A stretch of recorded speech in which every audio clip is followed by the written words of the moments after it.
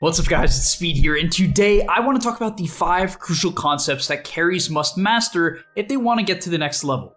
In my opinion, the biggest flaw of the majority of players within the Dota community is that they try to figure out how to become a 7k MMR player before becoming a 4k MMR player, and this frankly doesn't work. I've been coaching a lot of safe lane players, in fact, primarily safe lane players over the last few months for whatever reason, and I've been able to get this formula down for them. Obviously, I'm not going to be able to go through the entire thing, as those coaching sessions usually last for over a month. But I'm going to be giving you the 5 crucial concepts that I drill into people. Like, this is my way of learning. It works, and so if you follow this, you'll get better. It's just whether or not you actually do these things and focus on these things, and not your position 4 pudge who's griefing your lane.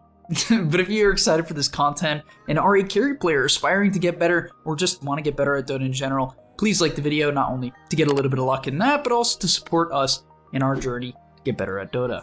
I also just played a Snapfire game very recently where I outfarmed my mid lane puck, and the reason why I'm telling you this is because over on the main gameleap website, I analyzed that game, posted it over there, so if you're interested in seeing how to outfarm your mid laner, right, as Snapfire, who I still, even after the nerfs, think is one of the best supports in Dota, go check it out. Click the link down below. Let's get it. Now, the first concept I want to talk about is creep aggro.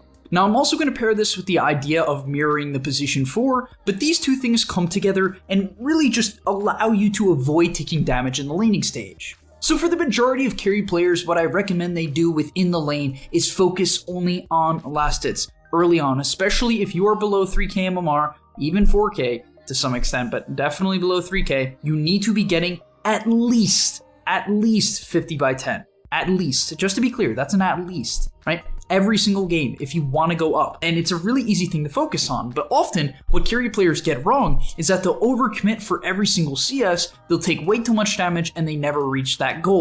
So how do you take less damage, right? How do you take less damage so you can make sure that you can get all the last hits? Well, the two concepts that really come into play here are creep aggro and mirroring the position 4. Essentially, if you don't know what creep aggro is, you need to watch a video on it. I'm sure there's a bunch on YouTube. If there isn't, I'll probably get to making one at some point. But essentially, you right-click on the enemy hero, you walk backwards, and you bring the creep wave towards you. This is important because it doesn't really matter when you use it. If the lane is hard, just pull aggro. You might be like, well, Speed, what are the niche situations where, I need to pull aggro to the left, and when should I pull to the right, and maybe I shouldn't pull it under my tower? Stop, please. Just pull aggro. If the lane is bad, just pull aggro. That's literally all you need to know. What you need to get good at is properly pulling aggro. When I watch carry players try, they get way too close to the creep wave. There's a pretty big distance where you do not have to walk directly up to the creep to aggro it. Right? You don't. So practice it, even in a demo lobby. You can do it in a demo lobby, right? In a demo hero. You can just go in, spawn an axe, and practice drawing aggro off of him. It's extremely effective. And if you combine this with the second idea here, mirroring the position 4, you take almost no damage. I'm serious. Especially against these players who don't pressure properly. You will take little to no damage. And so now let's clarify on the idea of mirroring the position 4. What you need to understand here is essentially during the laning stage, to understand where you should position yourself, you just want to think about, okay, where's the position 4 standing? If the position 4 is standing to my left, I will naturally take a few steps to the right.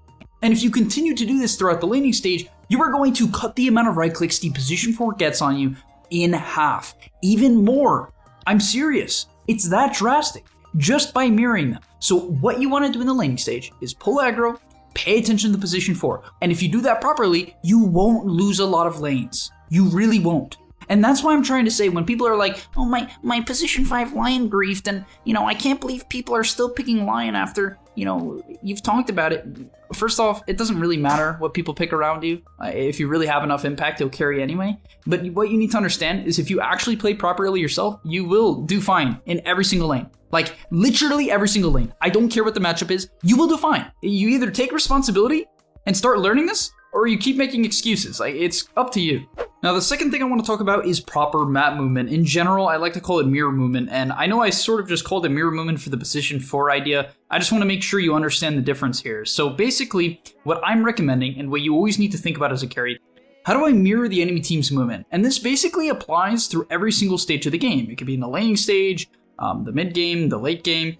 If you're trying to get farm, that is, right? That doesn't necessarily mean you're fighting. That's if you're trying to find farm. You're generally going to mirror the enemy team because that will make them far away from you, and then you'll take less damage or get ganked less. So essentially what you need to be able to do is you need to be able to look at the minimap and say, okay, the majority of the enemy heroes are top, I should probably be bot. The majority of the enemy heroes are bottom, I should probably be top. And once again, of course there's exceptions to this rule, but 9 times out of 10, just this concept is good enough to put you at like a 4K level of map understanding. Even higher, I would argue. But I coach a lot of people, as I'm saying, in around the 2K bracket. And what they do, naturally, is they gravitate towards fights. They feel pressured by their teammates to show up. And what ends up happening is they miss 2, 3, 4, 5, 6, 7, 8 creep waves because they show up to a fight they shouldn't when they're playing a flash farming hero. Even if you're playing a hero like Slark or Ember or Ricky who can fight, you should really consider the idea of going to the opposite side of the map and then waiting for the enemy team to overextend, then considering a TP and so on, right? This concept of showing up late to fights and by just split pushing is unbelievably effective in solo queue. I can't stress it enough. I could end the video here and it would be like plenty for you to think about. I'm super serious about this. When I watch a high MMR player in a low MMR game, they just have infinite space. It literally looks like no one can ever gank them, and that's because they just look at the minimap and say, okay, the enemy team is here, I'm going across for them. For the third concept, we have timings. Quite a long time ago, I was talking to PPD, and something that really stuck in my mind from what he was saying about what makes a good carry player and what would he look for in a position 1 player that he would want to play with is their understanding of timings. A support player doesn't want to have to rely on the carry to know when they are strongest. One key thing that I don't think a lot of low MMR players ever understand or even come to realize is that pro teams will make pushes, plays, smokes based off very specific timings. Or they'll try to go high ground with a specific item.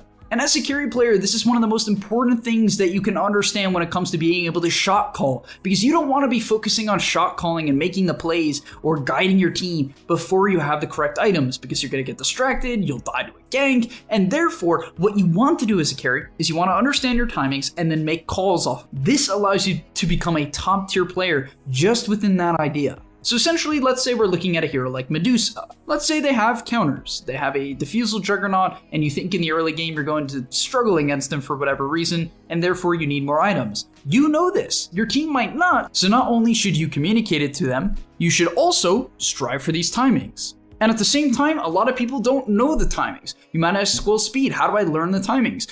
Well, I would like to say it's fairly simple, at least the process of learning it. It's very hard to learn every single timing in Dota, I don't deny that, but what you need to do is go on Dota2ProTracker.com or DotaBuff or whatever it is, you need to look up a pro replay of whatever hero you're playing and pay attention to when they start fighting a lot. When do they show up to their first big fight, right? When do they show up to their first gank? And this applies to different heroes. It could be like, okay, this Slark is very farmed, so he fights in the early game. Or this Medusa had a bad start, so she farmed for 30 minutes. These are the questions you need to start asking yourself if you don't want to show up to fights improperly. Because holy, I can't stress enough how much I have to yell at people, especially my students, telling them to stop going to fights that they can't participate in, right? That they can't have impact in.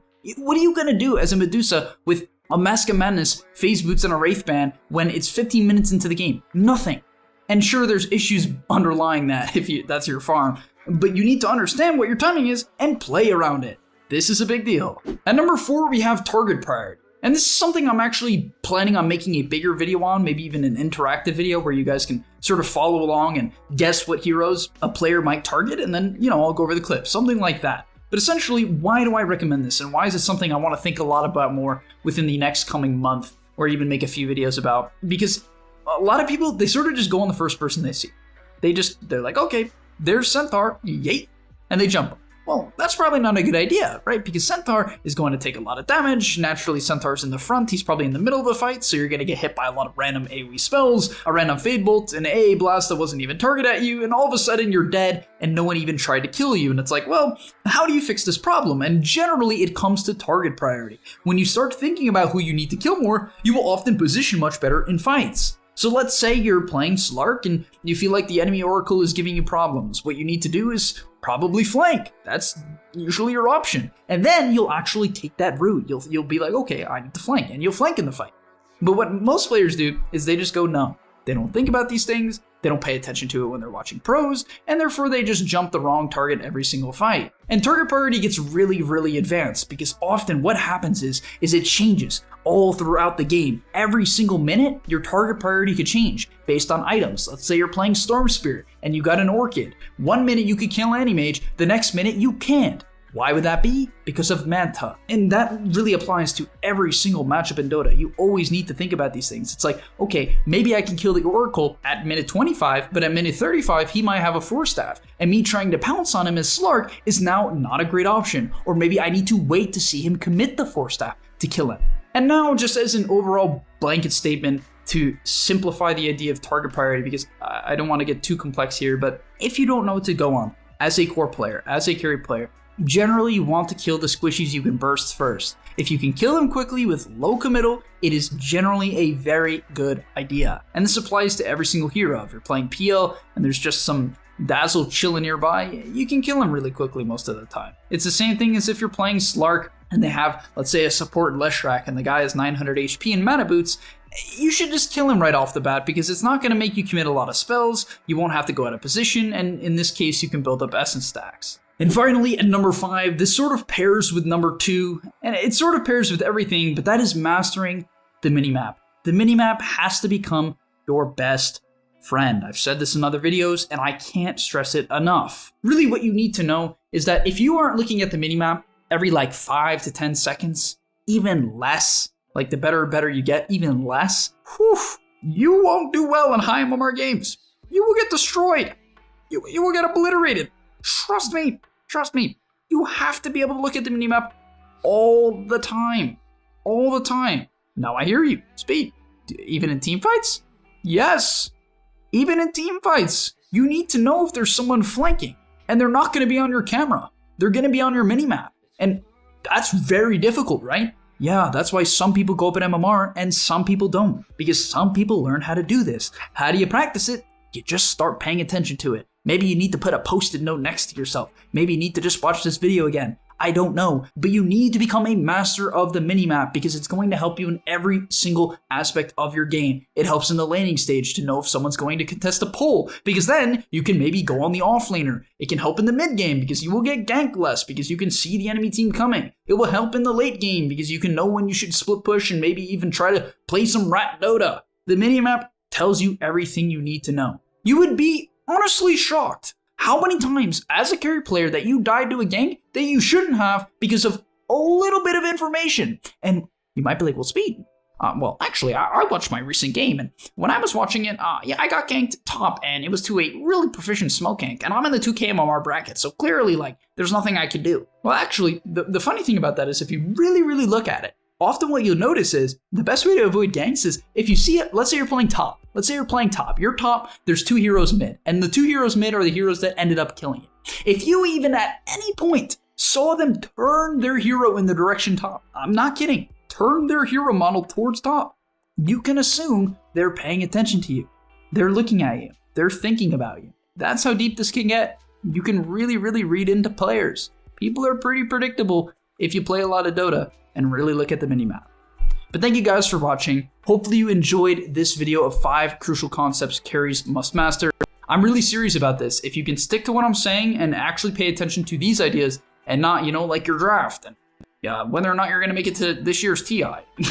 If you have the best meta heroes, like all these things, like, yes, they're important and they matter at some point. But if you're trying to improve individually, you need to focus on your mechanics primarily. Like if you want to get into MMR, you focus on your mechanics and the ideas that I'm talking about in this video. But thank you guys for watching. If you enjoyed, please do like and subscribe to help our channel grow.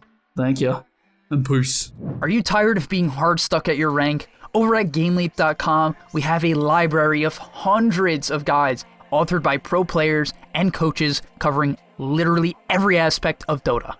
Whether you're looking to master a new hero or role, or just polish up your existing skills, GameLeap is the proven place for competitive gamers to hone their craft and unlock their secret potential. Hit the link on screen right now, to take advantage of our special offer for a 25% discount, guys, 25%, and start your journey today.